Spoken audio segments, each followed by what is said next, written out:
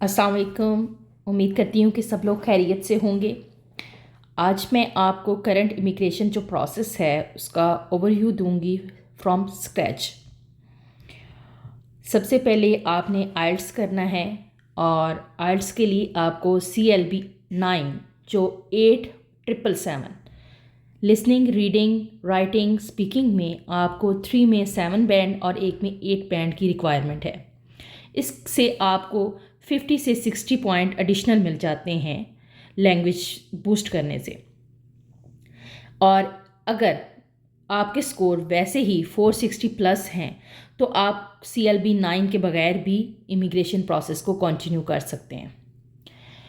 Second thing, आपको आपकी ECA करवानी होती है, जो आपकी असेसमेंट होती है, आपकी एजुकेशनल डॉक्यूमेंट्स जो होते हैं उनकी। और उनको असेसमेंट करने के लिए बहुत सारे ऑर्गेनाइजेशन काम कर रही हैं।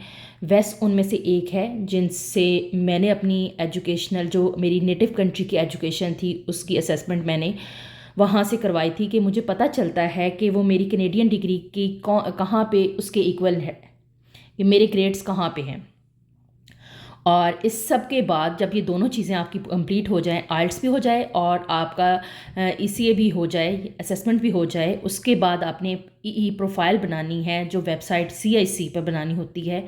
और वहाँ पे आपने अपने आइल्ट्स के स्कोर और आपने ECA डालना होता है, एक प्रोफाइल बनानी होती है जो आपके पूल के ऊपर आती है और जहाँ से आपको कैंडिडेट को ITA रिसीव होता है। ITA होता है इनविटेशन टू अप्लाई। वो उस जो आपने अप्लाई करते हैं, फिर उसके बाद वो जो इन्फॉर्मेशन आप मेक श्योर करें कि आप उस प्रोफाइल में जो मेंशन कर रहे हैं वो एक्यूरेट प्रूफ के साथ होनी चाहिए, क्योंकि कल को आपने वो सारी हर चीज़ उन्हें एज इट इज़ जो ऑलरेडी आज आप सबमिट कर रहे हैं उन्हें आपने क्लियर भी करना होता है। उसके बाद आप ड्रॉ के लिए वेट करेंगे। जब आपका स्कोर पोल पे जो मेरिट उनका लगता है, पोल बनता है, उसके ऊपर आपका रीच करेंगे तो आपको ITA रिसीव होगा। तो ITA जब आपको रिसीव होगा वो होता है इनविटेशन, कि अब आप अपनी जो है ना प्रोफाइल आप एलिजिबल हैं और आप ऐसे करें इनविटेशन लेटर है डेट्स कि अब आप अप्लाई कर सकते हैं। और ये 3-4 वीक्स की ड्यूरेशन होती है, लेकिन हमें तो वो नेक्स्ट डे ही जो जब पूल के ऊपर वो ड्रॉ हुआ नेक्स्ट डे ही हमें जो ITA रिसीव हो गया था। और उसके बाद नेक्स्ट जो स्टेप है वो उसके रिसीव होने के बाद उसका टाइम ड्यूरेशन ITA का होता है सबमिट करवाने के लिए 2 मंथ। उस 2 माह के अंदर आपने अपने तमाम डॉक्यूमेंट्स जो होते हैं वो विद प्रूफ, हर चीज़ जो जो मेंशन ऑलरेडी आपने प्रोफाइल में की हुई थी वो आपने ITA में हर चीज़ प्रोवाइड करनी है डॉक्यूमेंट्स के साथ। जो डॉक्यूमेंट्स हैं उसको मैं यहाँ पे मेंशन नहीं कर रही, अगर उसको मैं ब्रीफ करना शुरू कर दूँ तो उसके लिए इंशाल्लाह मैं अलहदा से एक व्लॉग बना दूँगी कि ITA रिसीव होने के बाद आपको कौन कौन से डॉक्यूमेंट्स चाहिए, वो लिस्ट मैं आपको प्रोवाइड कर दूँगी। आप वो सारे करने के बाद आप अपने जो डॉक्यूमेंट्स हैं वो आपने अपलोड कर देने हैं विद प्रूफ। उस सबमिशन के बाद जो होता है आपने एक तो डॉक्यूमेंट्स सबमिट करने हैं और उसके साथ आपने अपनी पे करनी है वो इमिग्रेशन फ़ीस है। और उसके बाद आपने इंतज़ार करना है PPAR का। PPAR होता है पासपोर्ट रिक्वेस्ट, जो आपको रिसीव होता है कि अब आप अपने पासपोर्ट सबमिट करवाएं।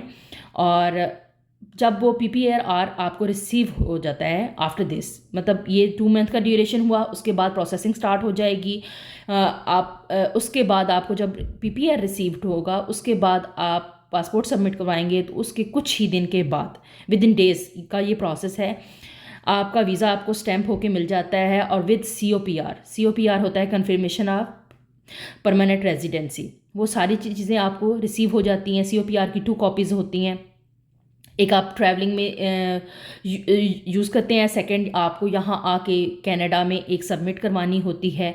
और उस जो वीज़ा आपका स्टैम्प हो के आता है उसके ऊपर एक्सपायरी डेट मेंशन होती है, उस डेट से पहले पहले आपको कनाडा लैंड करना होता है।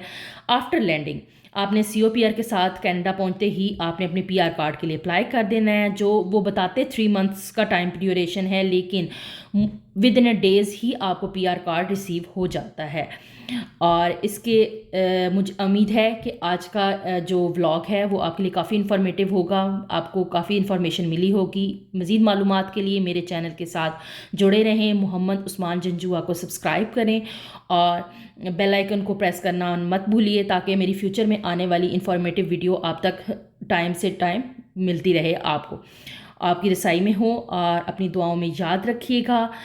इंशाल्लाह फिर मिलेंगे एक नए टॉपिक के साथ और ब्लॉग के साथ। अपना ख्याल रखें। Take care. अल्लाह हाफिज़।